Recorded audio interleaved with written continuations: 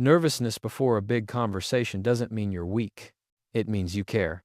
Your body is preparing for something that matters. The mistake most people make is fighting that feeling, trying to get rid of it, or judging themselves for having it. Nervousness isn't the enemy. Misunderstanding it is.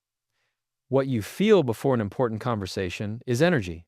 Your heart beats faster, your thoughts sharpen, your awareness increases. That energy can either scatter you or support you. The difference is not confidence, it's control. The first thing to understand is that you don't calm your mind by talking to it. You calm your mind by calming your body. Slow your breathing, relax your shoulders, plant your feet. When your body feels stable, your thoughts follow. You don't need to feel fearless. You need to feel grounded. Preparation is another form of calm. Not memorizing lines, not rehearsing perfection, but knowing your intention. Ask yourself one simple question. What is the one thing that matters in this conversation? When you know that, nervousness loses its edge. You're no longer trying to perform. You're there to communicate something clear. Many people get nervous because they believe they must say everything perfectly. That belief creates pressure. Pressure creates tension. And tension creates mistakes. Shift the goal. Don't aim to impress. Aim to be understood. Clarity beats confidence every time. Pauses are your ally. Nervous people rush because they're afraid of silence. But silence is not a threat. It's control. A pause gives your words weight. It gives your thoughts space. It shows that you're thinking, not scrambling. You don't need to fill every gap. Let your message breathe. Another truth most people miss is that confidence doesn't arrive before action. It arrives after you begin. Waiting to feel confident keeps you stuck. Starting while nervous is how confidence is built. The first sentence is often the hardest. After that, your body adjusts. Your voice steadies. Momentum replaces fear. If your voice shakes, let it. If your hands feel tense, don't fight it. Resisting nervousness amplifies it. Allowing it reduces its power. You're not trying to eliminate the feeling, you're leading despite it. Shift your focus outward. Nervousness grows when attention turns inward. You start monitoring your tone, your posture, your expression. Bring your attention back to the purpose of the conversation and the person in front of you. Presence reduces anxiety faster than self-analysis ever will. Remember this. The person across from you is human too. They're not evaluating you as harshly as you think. Most people are focused on themselves, not on judging every word you say. That realization alone softens fear. Handling nervousness isn't about becoming fearless. It's about becoming steady. When you slow your body, clarify your intention, allow pauses, and start before you feel ready, nervousness transforms from a blocker into fuel. You don't need to sound perfect. You need to be present. You don't need to feel confident. You need to begin. And once you do, you'll realize the nervousness never had control, you did. Nervousness is often misunderstood. Most people treat it like a weakness, a flaw that needs to be hidden or eliminated before they speak, perform, or step into an important moment. But nervousness is not proof that something is wrong with you. It is proof that something matters. The body does not activate without reason. When nervousness shows up, it is responding to significance, to stakes, to meaning. That reaction is not a defect. It is energy preparing to be used. Think about what nervousness actually is. Your heart rate increases, your breathing changes, your awareness sharpens. These are not signs of failure. These are the same physiological responses the body uses to focus, to react quickly, to perform under pressure. The problem is not the energy itself, but how we interpret it. When we label nervousness as danger, the body tightens. When we label it as readiness, the body cooperates. Many people become nervous because they believe nervousness disqualifies them. They think confidence means calmness, stillness, and total control. That belief creates internal conflict. One part of you wants to speak or act. while another part is judging the sensation that arises. That judgment is what creates panic, not the nervousness, but the resistance to it. Energy needs direction. When nervousness has no direction, it spills into overthinking, rushing, or self-doubt. But when it is guided, it sharpens communication. It adds presence. It gives weight to words. Athletes, performers, and leaders don't eliminate nervous energy, they channel it. They allow it to move forward instead of turning inward. One of the biggest mistakes people make is trying to calm their mind first. The mind does not lead in moments of pressure. The body does. When you accept nervousness as energy, you stop fighting your physical response. Instead of trying to suppress it, you ground it. You slow your breathing, relax your jaw, steady your posture. The energy doesn't disappear, it stabilizes. Nervousness also signals responsibility. You are nervous because you care about the outcome, the relationship, or the message. That care is not weakness. Indifference looks calm, but it lacks power. Presence has tension, meaning creates sensation. When something truly matters, the body responds. That response is honest. People who appear confident are not free from nervousness. They are familiar with it. They've experienced it enough times to know it doesn't control them. Confidence is not the absence of nerves. It is the trust that you can move forward with them. Once you understand that, nervousness stops being a barrier and starts becoming a companion. There is also a misconception that nervousness means you are unprepared. Often, it means the opposite. It means you recognize the importance of the moment. True unpreparedness is usually paired with numbness or avoidance, not heightened awareness. Nervous energy can be a signal that you are alert, engaged, and mentally present. When you stop labeling nervousness as a flaw, your internal dialogue changes. Instead of asking, "Why am I like this?" you begin asking, "How do I use this?" That shift alone reduces anxiety. Energy that is welcomed flows more smoothly than energy that is resisted. Another overlooked truth is that nervousness often disappears once action begins. The anticipation is louder than the experience. The first sentence spoken, the first step taken, gives the energy somewhere to go. Motion converts nervousness into momentum. Stillness without acceptance turns it into fear. People who try to eliminate nervousness before they act usually delay action.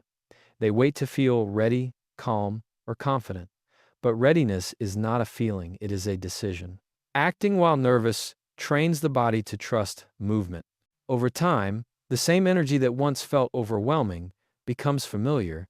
Nervousness also keeps you human. It prevents arrogance. It keeps you attentive. It reminds you to listen, to choose your words carefully, to stay present. In conversations, this often makes you more effective, not less. A slight edge of nervousness can sharpen empathy and awareness. The goal is not to silence the body. The goal is to interpret it correctly. Nervousness is not a warning sign telling you to stop. It is a signal telling you to engage.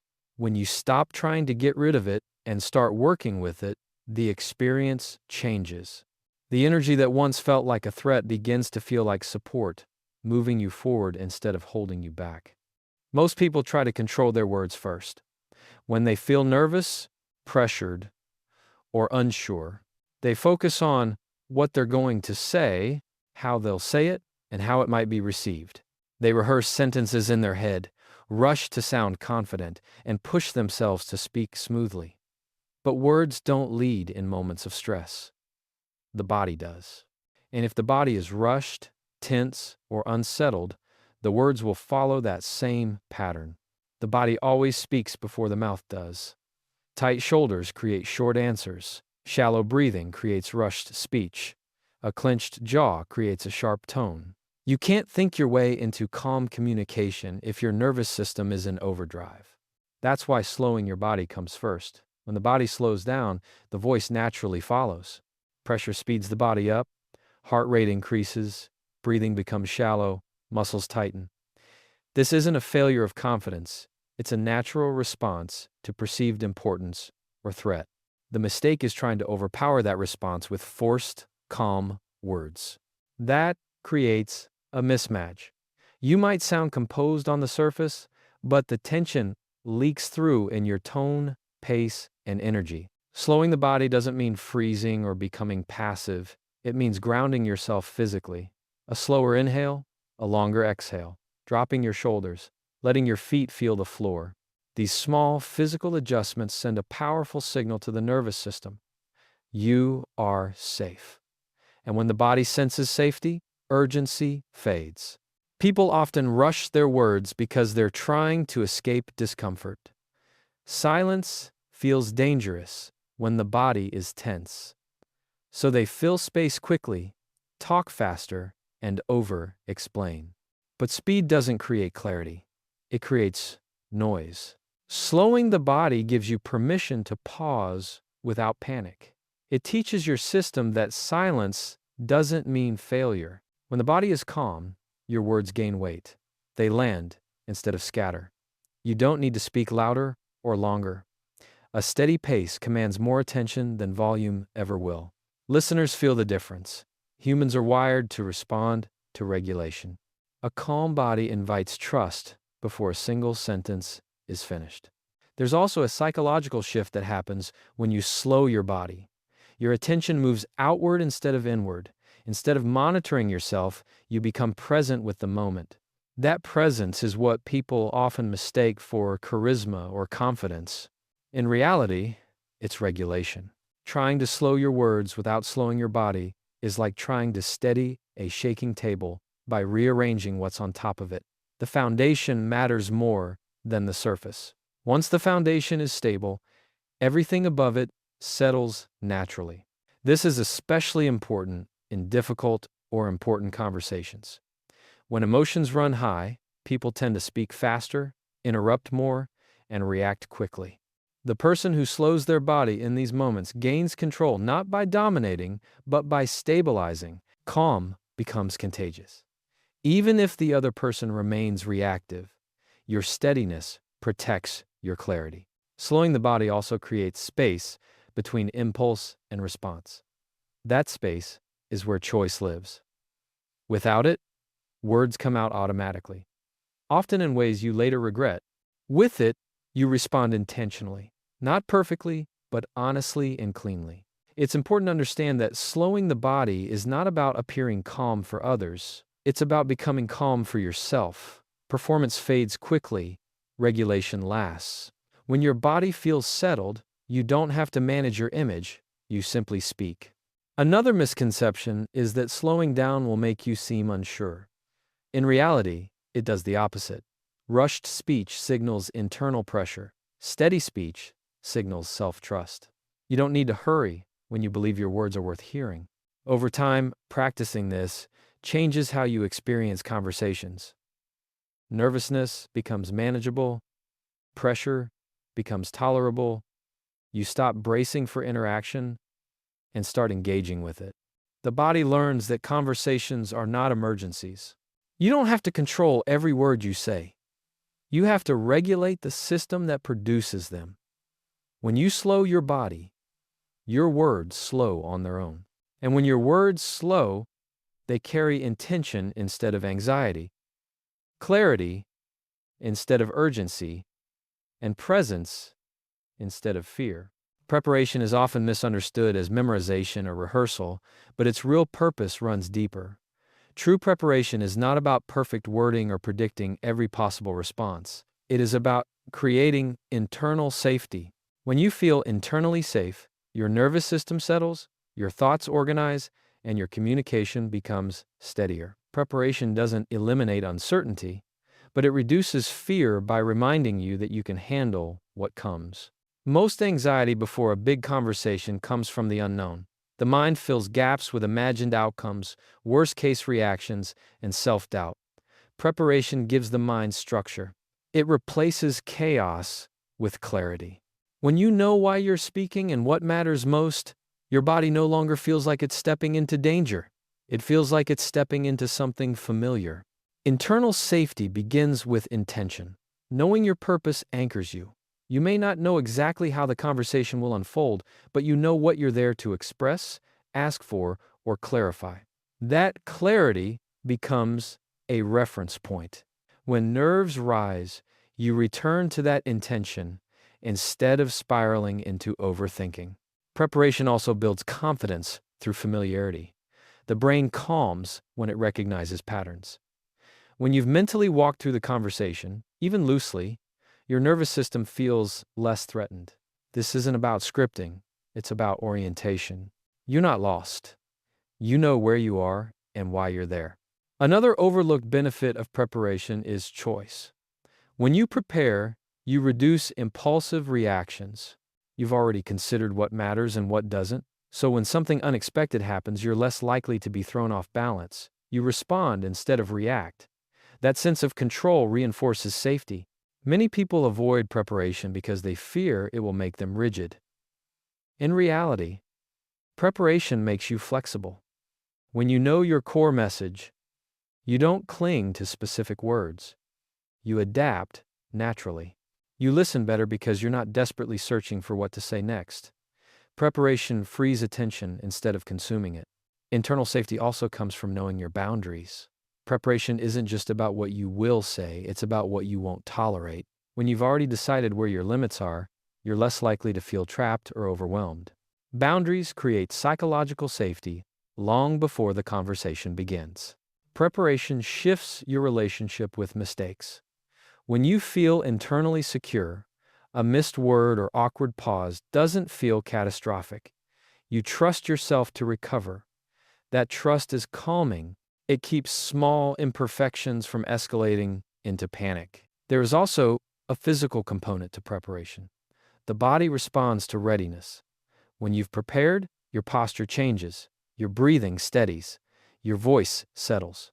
You don't have to force confidence because your system feels supported. People often confuse confidence with certainty. But confidence is not knowing exactly what will happen. Confidence is knowing you can handle what happens. Preparation builds that belief. It's a quiet assurance, not a loud performance.